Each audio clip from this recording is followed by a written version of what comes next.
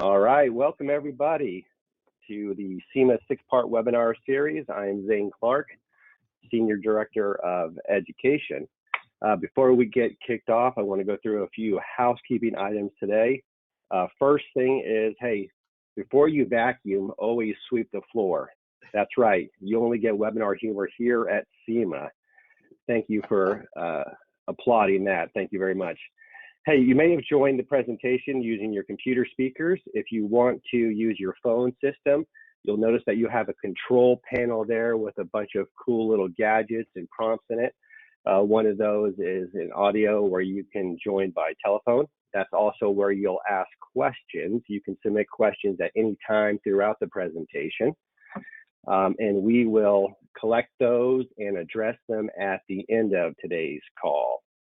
Also, you'll notice in the handouts tab of your control panel, there is a resource there for you that our speaker has prepared that will have some great information for today, and also as a resource that you can use after today's webinar.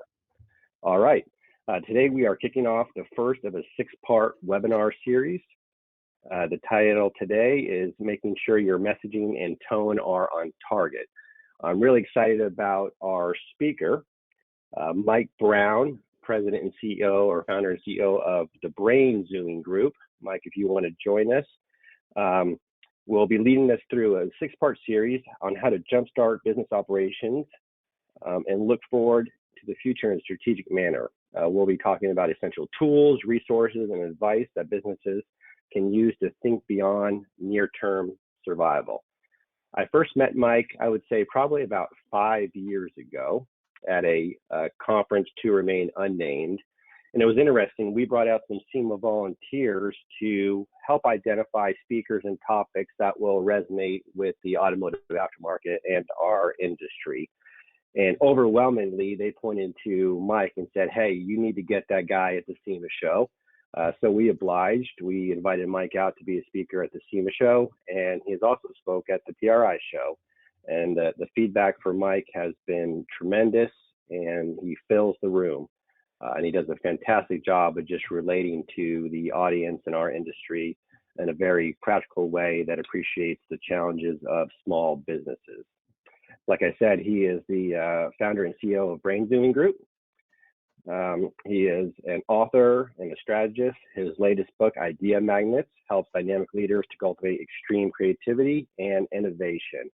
Without further ado, I'm going to mute myself here and let you enjoy Mike Brown, Brain Zooming Group. Thanks, Zane. Appreciate it. It's great to be with everybody today. As Zane said, I've had a great opportunity to partner with SEMA for a number of years, and when Zane reached out, was really excited to be able to do this particular webinar series, because we've been thinking a lot at Brain Zooming about what are going to be the important steps as you maybe have been open and sort of finding your way through this pandemic, or maybe you had to shut down and you're looking ahead to see what's it going to look like. This first one, which we slotted because it's something that is really important to address right away, is looking at your messaging, the tone, how you're representing your business. As Zane said, I'm with Brain Zooming. I won't talk a lot about it, but we've got a lot of tools, a lot of resources out there. The company's 10 years old, but it's really at the heart of it is making strategy accessible and providing frameworks, exercises, so that anybody, whether you're a strategist or don't consider yourself a strategist, can really get a hold of how to run your business better. We've got a cool giveaway for somebody who's on the call today. If you pre-registered and you're on, we'll have a giveaway at the end. So you need to stick around till right at the end of a set of tools called Strategy for Success. It's all about simplifying strategy. And if nothing else, you'll walk away from today with that understanding of strategy is going to be something you're going to need to look at quite a bit over the coming months and years ahead, because it's going to be in a state of flux. Particularly today, though, we're going to talk about communications. So we won't do a poll on this, but be honest with yourself. How have you been communicating during this pandemic? Have you gone dark and just sort of taken it that we don't know what to say, so we haven't put too much out there? See a lot of brands that have been more almost like doing selfies. All they do is talk about themselves, and we're cleaning the store, or we're cleaning our operation, and it's just sort of them, and that's really all they're focused on. seen a few that are almost gone too far the other way. I can think of a magazine, I can think of another online company I've been getting emails from. Never got emails before, and all of a sudden I get them all the time, in some cases daily. So it's just almost too much trying to fill that vacuum. So, think about where you are and maybe opportunities to adjust that as we start to see business turn back on a little bit more strongly than it has been during the shutdown. As you think about managing your messaging and developing on target messaging that's going to be the right feel and really appropriate for right now, there's 3 areas you need to consider. You need to start with the audience and think about the audience needs, their interests, what situation they're in, and how that's changing for them. The second piece then, after you've really focused on the audience, is compelling communication. And we'll talk here about your audience has changed in terms of their communication expectations, and you've got to be able to respond to that. And then the third piece, which is not traditionally what people think about when they think about marketing messages or communication with an audience, they think about, well, we're going to start with our brand. But I really recommend, once you figure out audience and compelling communication, that's where you look at how do you integrate your brand into that, and where's the appropriate place to be. So we'll hit all 3 of those. We'll try and leave about 8-10 minutes at the end for questions. So you can be sharing those in the chat. So we'll have those queued up. Also, as Zane said, there's a handout that's got a lot of these frameworks, and one tool in particular that isn't even in the slides, but it's going to be really helpful for you that you can get in the handout. The thing about coronavirus and this pandemic is everybody has been touched personally. So as a business owner or somebody focused on marketing or sales or communication for your company, you've got to think about what that means. And that's almost different than a lot of other, even if you think about 9/11 in the United States, where everybody had a sense of it, but maybe wasn't personally touched by it. It was on TV. I saw it. I saw some of the ripples in the economy. But with the coronavirus, everybody, all of us have been touched by that. And that really sets the stage for a different way of communicating and getting your messages out as you go forward.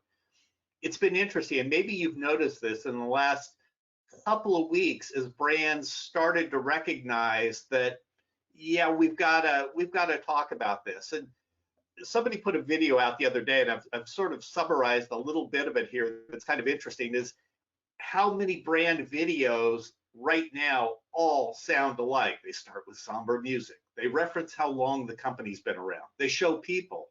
And now more than ever, at times like this, uncertain, unprecedented times, they reference social distancing. But we have alternatives to that. But please stay at home right now. But we're here to help. You can trust and count on us. Hashtag together. And then the music sort of picks up. Everybody claps. Heroes. And everybody's sort of like that, and it's understandable. We're all in uncertain territory, so that's a pretty safe thing, but it's really more speaking about people than speaking to people, and you can have an opportunity to step up your game. Importantly, you need to know where your customers' heads are at if you're going to do that. As I've described it to people, we all have a cocktail of anxiety or a cocktail of emotion around the pandemic and how it's maybe touched us very personally with a loved one that's passed away, or from an economic impact, or worried about a job, or trying to homeschool kids. Everybody's been touched. But the thing is, think about, where are your customers' heads at? And as you do that, do you know, or are you guessing? And it was interesting talking with the SEMA team right beforehand. They're calling out to all the members to get a sense of that. And that, I applaud that. That's fantastic. That's really knowing where your customers are at, where your audience members are at. You want to be able to do that, whether that's a call, whether it's seeing how they're behaving on your website, what types of products, what types of information are they looking for. Maybe you should do a survey online or something, but you really want to sharpen in on what are they thinking about, where are they going to be coming out of this pandemic, which, even if we open business back up, is going to continue to ripple for a long time.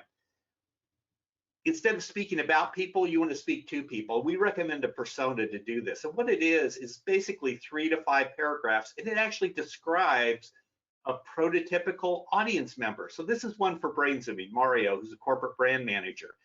we can run communication through that filter and say, okay, as we're going to talk about this, is this something that's going to resonate with Mario? How's he going to feel about it? How's he going to react to it? It changes your communication if you're using personas, because it's not just this broad audience. You're really thinking about individual people. So in that handout, there's some questions that we use with clients. It's 8 to 10 questions where you can go through and answer those and build a persona out. But importantly, and this is the tool that I'm not even showing here, there's a one-page fill in the blank persona. It's not going to be perfect for every situation. You may need to adapt it, but it's a way in about 5 minutes to just fill in some blanks and maybe do quite a few personas, or importantly, with this pandemic, maybe to update those throughout the year as your audience members change their frame of reference and their experiences are changing, and you need to be thinking about and speaking to them as appropriate right now. So shifting from audience to, okay, what does that mean for content, communication, and how you reach out to them? Like I said before, they're going to be returning with very different expectations about communications. I was looking, there was a stat in mid-March, there were 92 million downloads in 1 week of video conferencing. People of all demographics are getting exposed to this, people who never thought they would be online. I'm actually doing some live streaming for one of our churches, and as I described it, people watched a week of video conferences and then they became experts, and they were messaging me continually about how to improve that. So if you haven't been online, if you've been on the sidelines, felt like that's not something our audience is really involved with, that's changed. You've got to step up to the plate. The important thing is, though, if you've been doing it already, this has been the greatest opportunity ever to make mistakes. So this is one of my mistakes when I didn't exactly have the camera the right way. People understand and they see, I mean, heck, they're seeing nighttime, late night hosts doing things from their homes, or news people from their homes. This is the time. So even if you haven't started yet, go figure some things out right now and get started, because it is a golden window to sort of test your way into it and make your mistakes when you're maybe not exactly in the limelight and maybe the audience is a little bit more understanding. So what kind of content is going to be compelling coming out of this? And I think there's something that, as we look at it, is going to hold up. We've been talking about this for a couple of years, and I heard a guy named Cody Foster talk about this at a conference, that any type of content out there beyond just being about direct selling and sort of, hey, buy this, buy this, buy this, has got to be educational or inspirational or entertaining or informative or useful, and ideally some combination of those 5. And I think right now, education is really going to be important. If you've got a retail presence and now you're going to have to implement social distancing, you're going to want to let people know, well, here's the process and here's how that experience is going to change in the store. So that's part education, part information. It was interesting at this church live streaming I'm doing, we started to do a little bit of in-person stuff this week, and we did a video Friday morning and said, here's how this is going to look, on a very limited kind of basis. It had almost 1,000 views in a day because people wanted to know. So think about that. Where, as you dial back up the business, are you going to need to educate, inform, give people useful information, particularly, and maybe inspire them as well? So how does your brand fit into that? We talked about, you've got to understand the audience, some of the particulars of compelling communication. How's your brand going to stand out? Well, I mean, one of the challenging things, maybe not for you all, but for others, is some businesses are going to go out. So it may be a less crowded landscape for you to get your message out there, but you've got to be sensitive about how strongly you tie your brand in to what you're speaking to your audience about right now. I think there are 2 really important things to think about is, as you figure out what your brand role is going to be in messaging, it's one, what's going on in this particular moment? Are things sort of on the downturn in terms of the coronavirus? Have things maybe spiked? What does it look like in your local market or your state, or if you're online, across wherever your audience is, wherever your customers are coming from? So what's going on in the moment, and then how is your brand behaving? And that goes back to that earlier question. Have you been out there all along? supporting, informing, educating your marketplace, or are you sort of coming back into the fray after a long absence? And as we go forward, how does your brand fit into that? What are they going to be looking for from you in terms of communication to let them know about products or services or benefits, or maybe new things even that you're doing, things that you're innovating to try and get your business back on track? Something that struck me as I was working on this over the weekend, I saw this Toyota ad talking about the advantage, take advantage of no contact drop off service. Now think about that.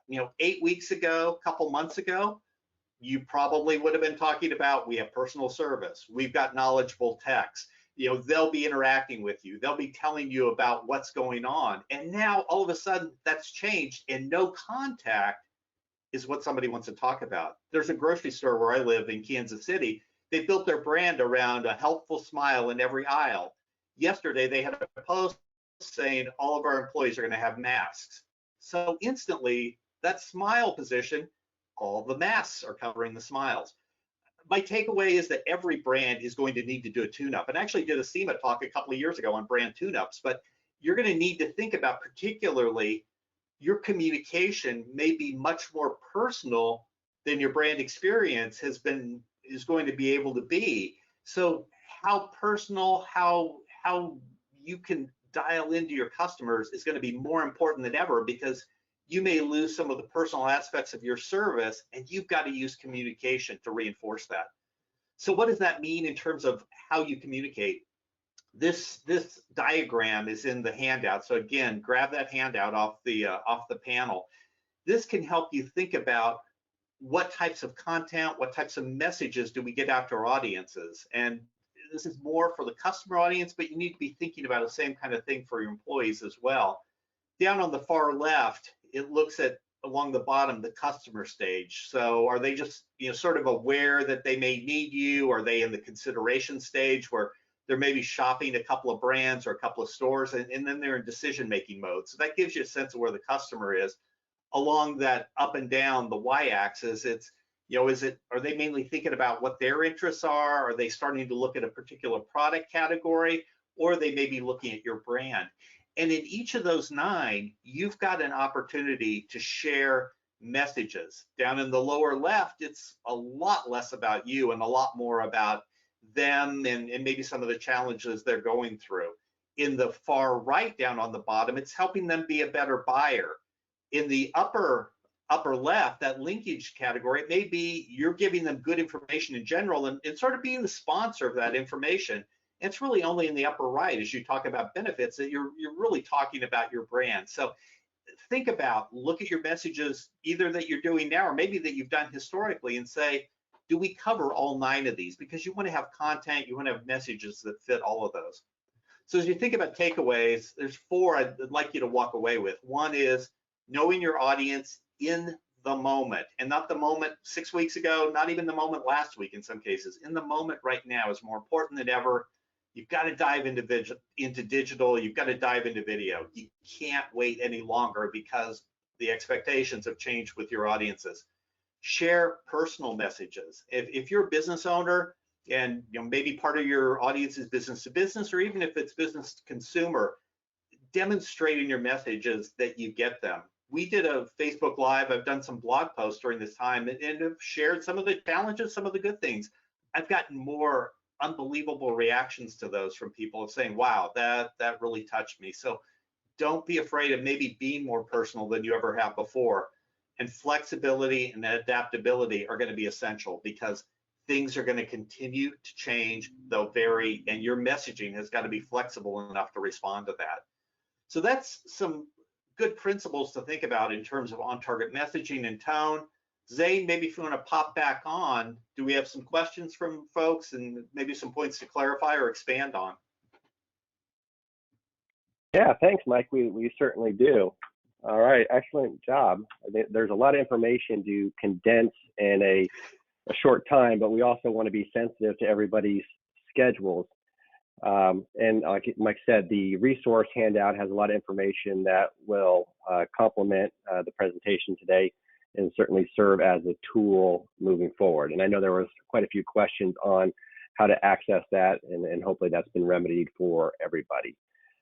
So yeah, let's go to the questions, Mike. Then we'll get to the exciting giveaway of your e-course. Great. And we did kind of randomly generate a winner from today's webinar, and we'll share that information here shortly. One of the questions, Mike, comes from John in New York. I just feel like Larry King when I say that. I don't know if that's actually true or not. But it was on your comments about persona.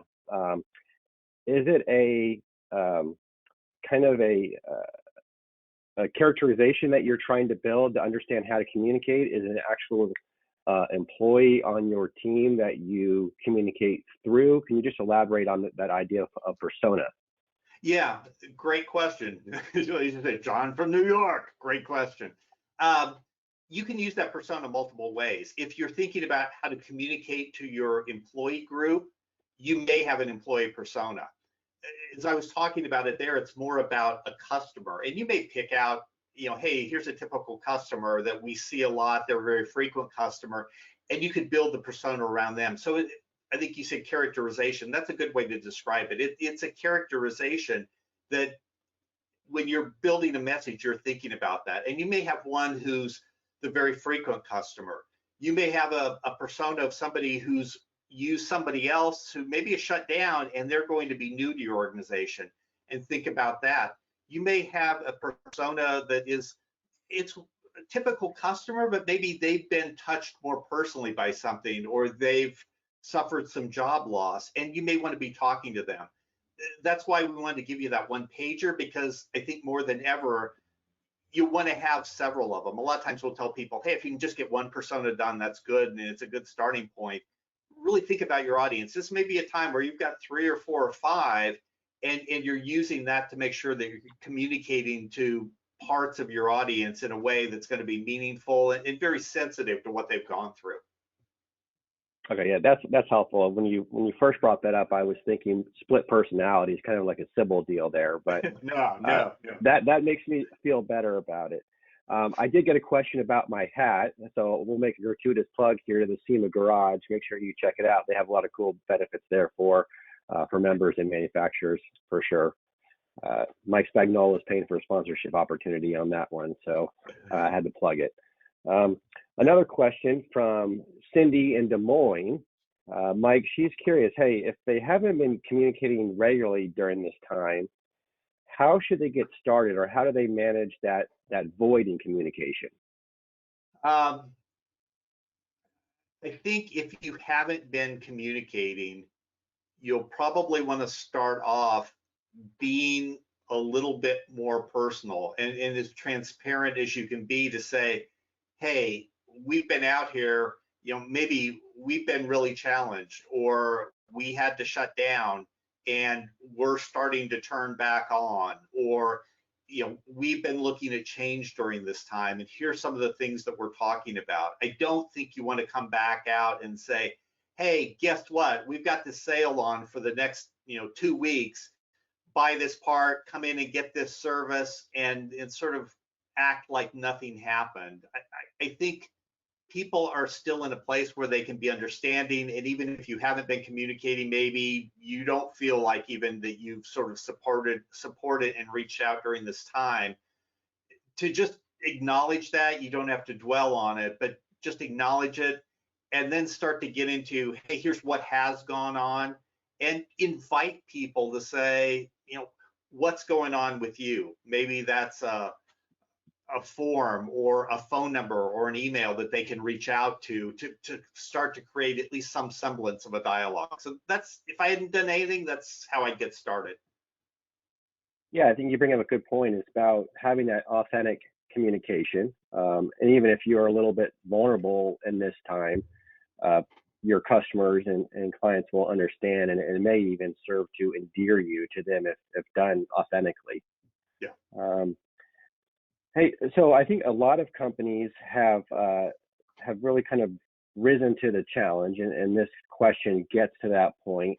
And they've done a tremendous job of really leveraging that personal service and outreach, and you kind of hit on that in the previous question. How do you make sure that extends beyond the current COVID-19 situation, if that's not your traditional business model of that personal outreach and service. Yeah, and sort of ties to that grocery store example or the Toyota example of, hey, we've been building around sort of people or the physical presence, and now that's going to start to look different. I think it's to go back to those five attributes that communication could have. I think educational and informative is going to be really important, and say, hey, you may have had this experience with us. We greeted you with a smile, or you came in and your typical tech that you always talk to, and we're able to interact with. Here's how that's changing. Here's why that's changing, and here's how the benefit of that personal contact.